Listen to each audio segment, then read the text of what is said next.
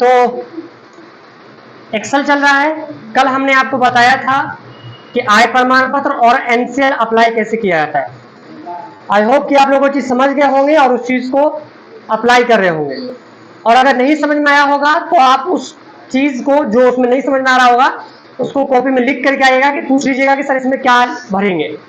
पहली बात तो उसमें चेक कीजिएगा स्टार का सिंबल, जिसमें स्टार होगा वो कंपलसरी है भरना, और जिसमें स्टार नहीं है उसको भरना कंपलसरी नहीं है, उसको छोड़ सकते हैं आप, उसको छोड़ के आगे बढ़ेंगे तब भी फॉर्म आपका सबमिट हो जाएगा। ठीक है, तो अभी क्या करते हैं, जो इंटरनेट वाला कॉपी है उसको इंटरनेट वाले को रहने देते हैं, क्योंकि अभी तक हम लोगों ने जातीय, आवासीय, आय, एनसीएल सब सीख लिया है। एक लास्ट का बच गया है ईडब्ल्यूएस। तो ईडब्ल्यूएस बनाने के लिए जो सर्विस प्लस आरटीपीएस वेबसाइट है, इसका आईडी पासवर्ड आपको पहले क्रिएट करना होगा, तब जाके बना सकते हैं। अभी तक तो आईडी पासवर्ड का जरूरत कहीं पड़ा नहीं है आप लोगों को, अभी तक तो ऐसे ही बना रहे थे। ठीक है ना, और बाकी की चीजें भी हम लोग देखेंगे, जैसे कि Aadhaar card, PAN card, driving licence, passport, voter ID card, ये सब अप्लाई करना भी हम लोग सीखेंगे। अभी तक तो एक छोटा सा पार्ट हमने बताया है, लेकिन साथ ही साथ इंटरनेट के साथ साथ आपको जो है एमएस ऑफिस का जो एक्सेल सॉफ्टवेयर चल रहा है उसको भी लेकर चलना पड़ेगा। तो क्योंकि सॉफ्टवेयर बड़ा है तो आज हम लोग एक्सेल में सीखने वाले हैं कि एक्सेल को और किस तरीके से ऑपरेट किया जाता है। ठीक है ना, और कैसे उसमें काम किया जाता है। और रिज्यूम आप लोगों ने, बहुत सारे लोगों ने बनाया ही नहीं है अभी तक, तो जितना जल्द हो सके बना करके भेज दीजिए, क्योंकि एमएस वर्ड में एक और लास्ट प्रोजेक्ट हम आपको देंगे, उसके बाद एक्सेल में देंगे प्रोजेक्ट। ठीक है ना, तो जल्द से जल्द कोशिश कीजिए, जो टाइम मिले उसी टाइम में निकाल करके और रिज्यूम को बढ़िया तरीके से फॉर्मेट बना करके और उसमें अपना डिटेल्स फिल करके मोबाइल नंबर, ईमेल आईडी छोड़ दीजिएगा, मत भरिएगा अपना। जब ऑफिस में आप बना करके जमा कीजिएगा ना, तो वहां पर आप जो है अपना मोबाइल नंबर, ईमेल आईडी और सिग्नेचर करके सब जमा कीजिएगा। लेकिन जब हमारे पास भेज रहे हैं, क्योंकि हम उसको अपलोड करेंगे कहीं, तो आपका मोबाइल नंबर, ईमेल आईडी रहेगा, तो हो सकता है आगे कहीं प्रॉब्लम हो जाए। ठीक है, फोन आने लगे या मैसेज आने लगे आपको, तो इसीलिए मोबाइल नंबर उसमें फिल नहीं करना है, चाहे वो बॉयज हो या गर्ल्स हो, कोई भी अपना मोबाइल नंबर उसमें फिल नहीं करेंगे। उसके बाद जब रिज्यूम बना लीजिएगा तो हम एक नया प्रोजेक्ट बहुत जल्द देंगे, लेकिन जो रिज्यूम बनाने का प्रोजेक्ट लास्ट डेट है वो कल तक है, हम सबका कल चेक करेंगे। भेजने का ऑप्शन कैसे नहीं आएगा, सब जैसे आएगा, मिस से पूछे। अच्छा ठीक है, हम ऑफिस में जब बैठे हो रहेंगे तो हमको बुलाइएगा। ठीक है, हम चेक करेंगे खुद से क्या है। हाँ, जिन्होंने भेज दिया है लेकिन फॉर्मेट अच्छा नहीं था, फॉर्मेट और अच्छा बनाना है, वो फॉर्मेट रिजेक्ट कर देगा। कहीं ऑफिस में जमा कीजिएगा ना, भगा देगा आपको, रिज्यूम देखते ही भगा देगा। अच्छा सा फॉर्मेटिंग लगना चाहिए कि हाँ कोई प्रोफेशनल व्यक्ति ने बनाया है। आइए, तो आइए यहाँ पर एक्सेल में, और एक्सेल में देखते हैं यहाँ पर कि किस तरीके से क्या क्या वर्क करना है। यहाँ पर देखिए फाइल टैब, जैसे हमने बताया था आपको, टैब जो होते हैं file, home, insert, page layout, ये सब जो है टैब है। पहला टैब का नाम है फाइल टैब। जैसा आप लोगों ने एमएस वर्ड में देखा था फाइल टैब को, वैसा ही यहाँ पर है, सेम टू सेम वही है, सेम टू सेम काम भी वही है इसका। ठीक है ना, तो क्या इसको बताना जरूरी है? बताने से टाइम वेस्ट होगा आपका, क्या करें, छोड़ दे। अगर वायदे में नहीं समझ में आएगा तो आप लिख करके लाइएगा, हम बताएंगे। ठीक है ना, क्योंकि एक ही चीज को बार बार बताना अच्छा नहीं लगता है, बोरिंग हो जाता है ना। उसके बाद आते हैं यहाँ पे होम टैब में। होम टैब में जो ऑप्शन यहाँ पे दिया गया है, क्लिपबोर्ड, क्लिपबोर्ड ग्रुप में 4 ऑप्शन है, कट, कॉपी, पेस्ट और फॉर्मेट प्रिंटर। ये भी एमएस वर्ड में था, लेकिन यहाँ पर हम फिर से बताएंगे इसको। यहाँ पर जो है छोटे छोटे बॉक्स, इसको कहते हैं सेल, और जितने भी सेल है सबका अपना अपना होता है एक एड्रेस। सब ना जानते हैं ना सबका एड्रेस। जैसे कहीं पे क्लिक करते हैं तो पहले कॉलम चेक करना है, फिर रो चेक करना है। तो C4 इस पे क्लिक करेंगे, ये होगा K और ये हो जाएगा 6, K6। तो इस तरीके से होता है। उस तरीके से यहाँ पर जो है एक सीट दिख रहा है, हम प्लस पे क्लिक करेंगे तो और बहुत सारा सीट इंसर्ट कर सकते हैं। तो मैक्सिमम कितना कर सकते हैं? 253, याद है, लिखवाए थे हम कॉपी में, 253 मैक्सिमम हम लोग इंसर्ट कर सकते हैं, और बाय डिफॉल्ट जो होता है 1 होता है। तो यहाँ पर अब आ जाइए, और इस सेल के अंदर में हम कुछ लिखते हैं। लिखने के लिए हम यहाँ पर कुछ नाम ही टाइप करेंगे, जैसे हम कर देते हैं द विजन कंप्यूटर टाइप कर देते हैं। कुशल, उसके बाद नीचे में कुशल युवा प्रोग्राम टाइप करते हैं। अब टाइप करने के बाद एमएस वर्ड में क्या करते थे कि माउस नीचे क्लिक करते थे, माउस क्लिक करते थे। इसमें माउस का यूज कम करना है, स्मार्ट वर्क करना है। जैसे यहाँ पे टाइप किए, टाइप करने के बाद एंटर बटन को दबाइएगा तो नीचे आएगा सेल। एंटर बटन जानते हैं ना, एंटर दबाने से सेल को नीचे की तरफ वो पुश करता है। और अगर हमें क्या करना है, लेफ्ट से राइट बढ़ना है तो टैब बटन आता है, एक टैब को दबाइएगा। देखिए बढ़ रहा है, उस तरफ से इस तरफ बढ़ रहा है। मतलब टैब दबाएंगे तो लेफ्ट से राइट और एंटर दबाएंगे तो ऊपर से नीचे, इस तरीके से बढ़ेगा। ठीक है, तो यहां पर हमने टाइप किया है, एक यहां पे टाइप किया है द विजन कंप्यूटर और एक कुशल युवा प्रोग्राम। अब जो लिखे हैं वो सेल तो बहुत छोटा है, लेकिन हमारा टेक्स्ट बड़ा हो गया है, तो इसको अरेंज करने का काम भी आप कर सकते हैं। लेफ्ट बटन दबा करके इसको यहां से अरेंज करते हैं, सेल को बड़ा कर देते हैं। ठीक, जितना बड़ा आपका टेक्स्ट है उतना बड़ा आप सेल को कर सकते हैं। जरूरी नहीं है कि सेल आपका छोटा ही रहेगा उसी में लिखेंगे, सेल को बड़ा कर सकते हैं। तो यहाँ पर जो कट का ऑप्शन, इसका क्या मतलब है, तो पहले हम क्या करते हैं ना, जूम इन कर लेते हैं और ये इसको हम सेलेक्ट करते हैं। जैसे यहाँ पे लिखा हुआ है द विजन कंप्यूटर B3 में लिखा हुआ है, सेल का एड्रेस देख रहे हैं ना, B3, इसमें लिखा हुआ है द विजन कंप्यूटर। इसको सेलेक्ट करेंगे, कट वाले ऑप्शन पे करेंगे क्लिक, कट हो जाएगा।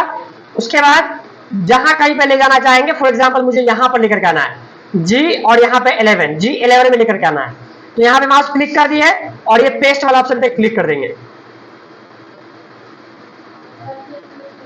आया था ये क्वेश्चन, तो रहा होगा, हो सकता है। तो हमने यहां से B3 से G11 के अंदर हम लोगों ने उसको ट्रांसफर कर दिया, स्थान ही बदल दिया उसका। तो इस तरीके से आप कट वाले ऑप्शन का यूज कर सकते हैं। उसके बाद यहाँ लिखा हुआ है कुशल युवा प्रोग्राम, लिखा हुआ है B4 में लिखा हुआ है सेल के अंदर में, उसको हम सेलेक्ट करेंगे और हम चाह रहे हैं कि इसका 10 कॉपी बनाए, 10 बार लिखिए इसको। ऐसा सेलेक्ट करने के बाद कॉपी वाला ऑप्शन यहाँ पे दिखेगा, इस पर क्लिक कर दीजिएगा, कॉपी हो जाएगा। क्लिक कीजिएगा, पेस्ट, क्लिक कीजिएगा, पेस्ट, क्लिक कीजिएगा, पेस्ट। मतलब जहां जहां हम क्लिक करेंगे और रख करके और पेस्ट वाला ऑप्शन क्लिक कर देंगे, वो उतनी जगह पे पेस्ट होता चला जाएगा। ठीक है ना, तो एक ऑप्शन तो ये हो गया। उसके बाद दूसरा ऑप्शन ये है, जैसे यहां पर लिखा हुआ है रणधीर, यहां पर लिखा हुआ है रणधीर कुमार, और हम चाह रहे थे कि ये जो रणधीर कुमार लिखा हुआ है लाइन से 10 बार लिखा जाए या उससे ज्यादा बार। इसको सेलेक्ट करेंगे, माउस का कॉर्नर पे लेके आएंगे, माउस का कॉर्नर को मतलब जो है इस कॉर्नर पे लेकर के आएंगे सेल के बॉक्स पे, और लेफ्ट बटन दबा के रखेंगे और नीचे की तरफ ड्रॉ करेंगे। मतलब कॉपी करने का जरूरत नहीं हुआ, इसको कहते हैं ड्रैग एंड ड्रॉप। जैसे इसको यहां से किए और उसके बाद इसको कर देंगे, तो कंट्रोल Z किए, Z बैक कर दिया। इसी तरीके से यहाँ पर जो है लेफ्ट बटन दबा के नीचे रखिए और बढ़ाते चलिए, जितना आप करके रखिएगा उतना तक वो लिखा जाएगा, सेम टू सेम वही चीज। समझ में आ रहा है, ये भी एक तरह से कॉपी का ही पार्ट है। तो ये कट और कॉपी समझ में आया। उसके बाद पेस्ट जो है दोनों का काम करता है, कट और कॉपी के किसी भी वर्ड या टेक्स्ट को कहीं रखने का काम करता है पेस्ट। उसके बाद यहाँ पे फॉर्मेट प्रिंटर है। फॉर्मेट प्रिंटर को समझने से पहले आपको समझना पड़ेगा फॉर्मेट ग्रुप, फॉर्मेट ग्रुप को, फॉन्ट ग्रुप को समझना पड़ेगा। तो चलिए पहले फॉन्ट ग्रुप को समझ लेते हैं। पहले सारे स्टेप को बैक कर लेते हैं पहले, और बैक करने के बाद द विजन कंप्यूटर को सिलेक्ट कर लिए।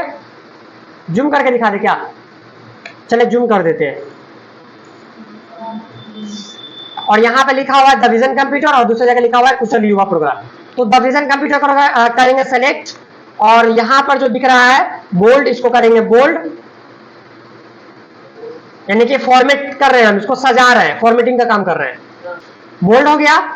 आइटैलिक करेंगे, अंडरलाइन कर सकते हैं, अंडरलाइन अभी नहीं करते, हटा देते हैं। उसके बाद फॉन्ट का साइज इंक्रीज कर सकते हैं, फॉन्ट का स्टाइल बढ़ा सकते हैं, यहाँ फॉन्ट का जो स्टाइल है वो चेंज कर सकते हैं इस वाले ऑप्शन पे क्लिक करके, और यहाँ से जो है किसी और राइटिंग में बदल सकते हैं। ठीक है, उसके साथ साथ यहाँ से जो है कलर इसका चेंज कर सकते हैं।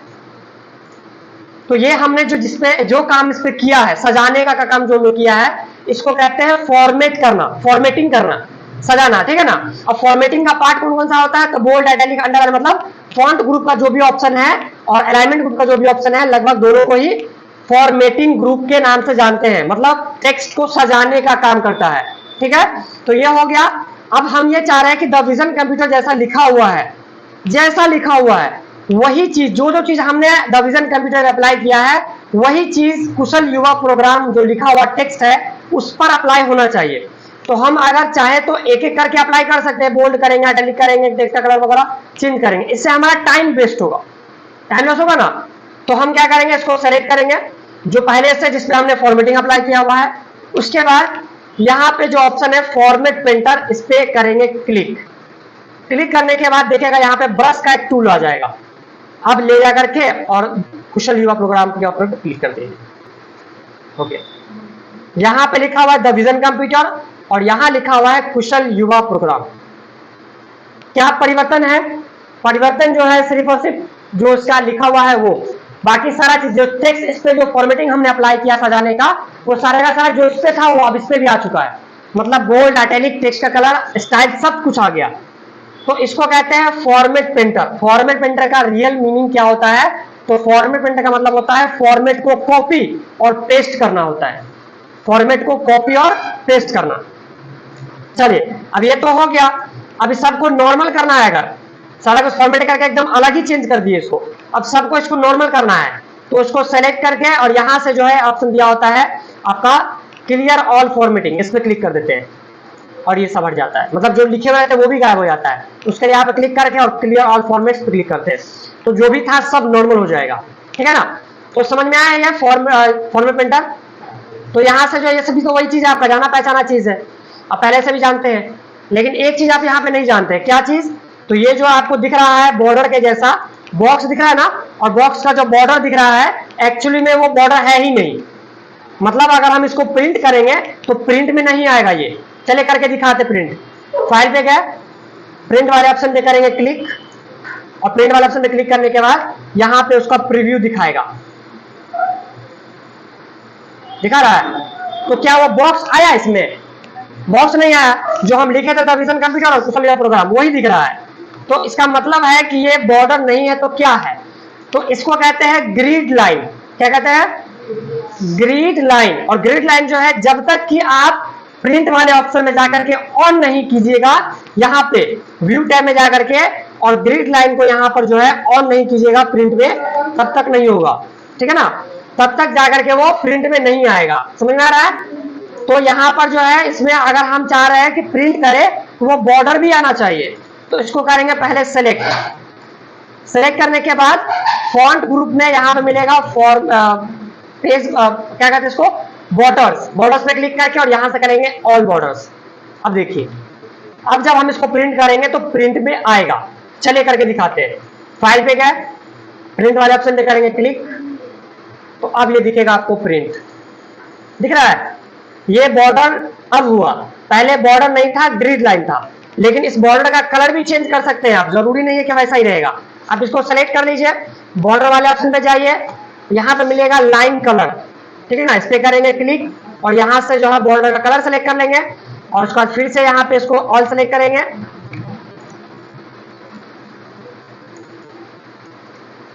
इसको सेलेक्ट करने के बाद बॉर्डर्स वाला ऑप्शन पे क्लिक करके और ऑल बॉर्डर्स पे क्लिक कर देंगे। अब देखिए कलर, बॉर्डर का कलर रेड आया।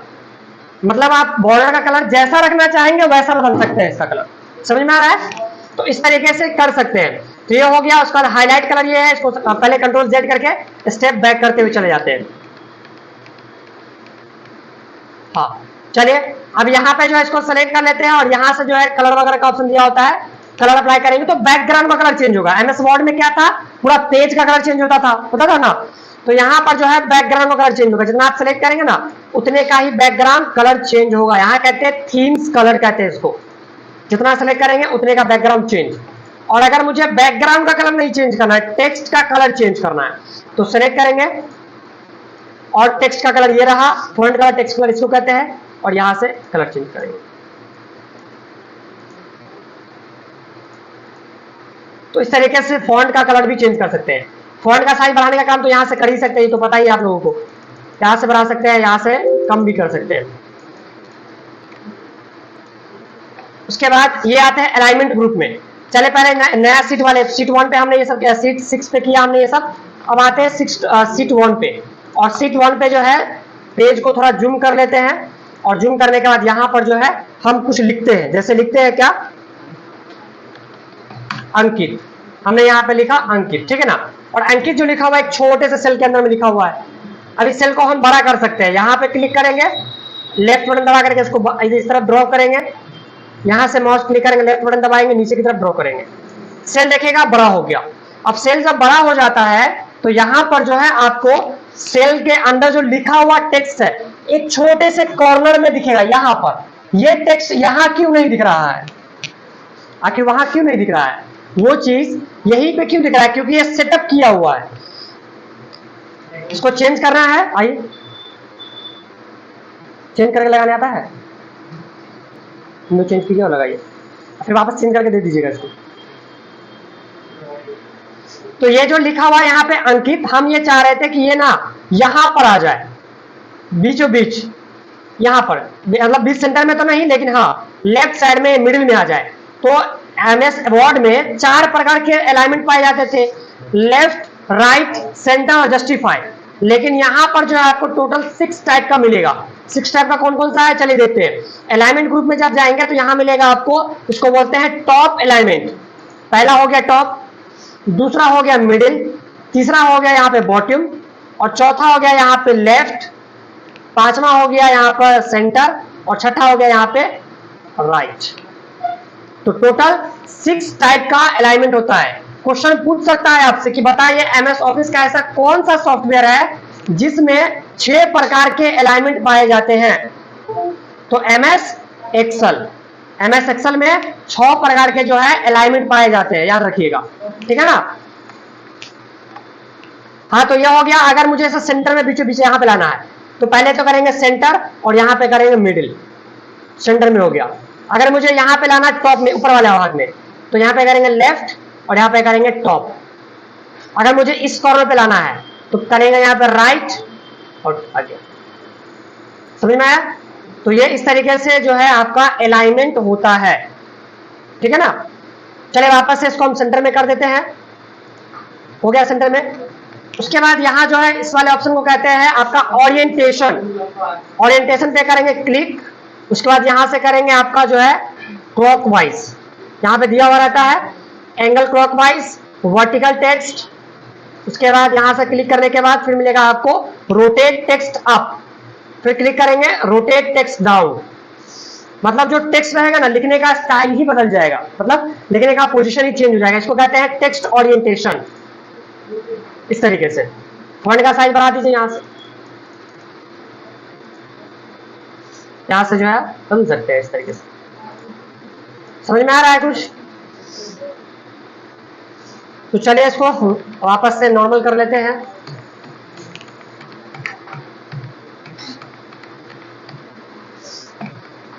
उसके बाद यहां से इंक्रीज डिक्रीज का ऑप्शन है, इसको कहते हैं यहां पर डिक्रीज। ये हो गया डिक्रीज और ये है इंक्रीज। इंक्रीज से टेक्स्ट जो है वो राइट साइड में अरेंज होता चला जाता है, और यहाँ पे ये होता है डिक्रीज, वापस से अपने पोजीशन पे आ जाता है। एक्सेल है, थोड़ा सा समझने में प्रॉब्लम अब आएगा। एमएस वर्ड तो समझ में आ गया, एक्सेल थोड़ा सा आपको समझने में प्रॉब्लम होगी, क्योंकि एक्सेल थोड़ा हार्ड है और बहुत सारी चीजें एक्स्ट्रा इसमें दी गई है, एडवांस लेवल की चीजें हैं। और ऑफिस में सबसे ज्यादा यूज इसी का होता है। जितना ज्यादा डिफिकल्ट है वो उतना ज्यादा उसका यूज होता है ऑफिस में, ठीक है ना। ये इसलिए होता है कि टेक्स्ट का ओरिएंटेशन, टेक्स्ट का फॉर्मेट, सब कुछ बदल सकते हैं आप, ठीक है। तो आज के लिए इतना रहने दें अलाइनमेंट ग्रुप। और हाँ, एक लास्ट वाला ऑप्शन ये बता करके छोड़ देते हैं। ये अलाइनमेंट ग्रुप का जो लास्ट वाला ऑप्शन है, इसको कहते हैं यहाँ पे मर्ज एंड सेंटर। अब मर्ज एंड सेंटर का मतलब क्या होता है, तो मर्ज एंड सेंटर का मतलब होता है कि 2, 4 या 5 या उससे ज्यादा सेल को ब्रेक करके एक बड़ा सेल बना सकते हैं। जैसे कि यहाँ पर जो है, पहले हम सबको सेलेक्ट करके और यहाँ से बॉर्डर अप्लाई कर देते हैं। बॉर्डर अप्लाई हो गया, अब इतना छोटा छोटा सेल दिख रहा है। हमारा ये मन हो रहा था कि हम सबको सेलेक्ट करके, और एक जितना सेल को हमने सेलेक्ट किया है ना, ये सब का सब सेल टूट करके एक बड़ा सेल बन जाता, एक सेल हो जाता। तो हम इसको करेंगे सेलेक्ट, मर्ज एंड सेंटर पे करेंगे क्लिक, और ये जो सेल है अब हमारा एक सिंगल सेल बन चुका है। हाँ, इसका यूज ज्यादातर कहाँ पे करते हैं पता है? इसका यूज हम लोग करते हैं, जैसे कि ये जो है ना, यहाँ से हेडिंग बनाने के लिए करते हैं। इसको सेलेक्ट कर लेंगे और यहाँ पे मर्ज एंड सेंटर पे क्लिक कर देंगे, और इसको जो है फॉन्ट का साइज को बढ़ा लेंगे, ऐसे जो कुछ भी लिखिएगा फॉन्ट का साइज बढ़ जाएगा। और तब अगर आप इसको प्रिंट कीजिएगा तो देखिए क्या आता है। बॉक्स बड़ा था इसलिए बॉक्स जो है दिख रहा है। ठीक है, तो ये कर पाएंगे आप लोग। आज के लिए जितना हमने बताया है, आज आपको लैब में जाना है तो उसको ट्राई जरूर करना है, ठीक है ना। अरे कॉपी निकाले तो लिखिएगा ना, ये बंद कर लिए, लिखिए, नहीं तो आज का काम कल पे टालेंगे फिर भूल जाएंगे। लास्ट का एक दो चीज लिख लीजिए एक्सेल में, बस उसको छोड़ देंगे। लिखेगा एमएस एक्सेल में फॉन्ट साइज मिनिमम 1 होता है, जबकि मैक्सिमम